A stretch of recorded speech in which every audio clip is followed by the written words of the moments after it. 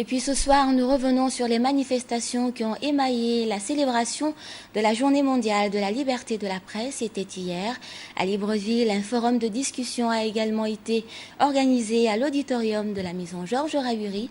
La cérémonie d'ouverture de ce forum a vu la présence du président du Conseil national de la communication, le président du CNC, la présence du représentant de l'UNESCO au Gabon. Elle a été ouverte par le ministre de la Communication, porte-parole du gouvernement, Alain-Claude Bilébizé. L'ambiance qui a prévalu, c'est dans ce reportage.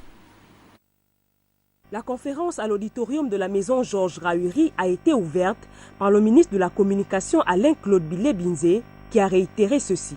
Je voudrais donc, au moment où nous allons ouvrir ce forum de discussion, rappeler que la thématique qui nous réunit ce jour est d'une importance quant à la question de l'exercice des libertés et principalement la liberté d'accès à l'information et donc la liberté d'accès aux sources d'information.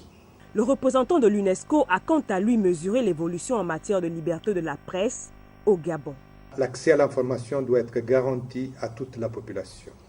En effet, une population qui est bien informée de l'action de ceux et de celles qui agissent en son nom peut plus efficacement accroître sa participation à la vie civique, exercer le contrôle ou demander la reddition des comptes.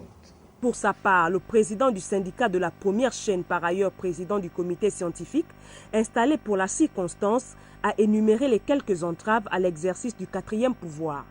Monsieur le ministre, les traités internationaux, les recommandations de la communauté internationale nous interpellent tous.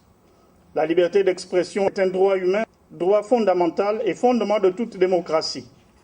Par conséquent, les professionnels des médias doivent jouir, sans entrave aucune, de leur droit de savoir ou droit à l'information.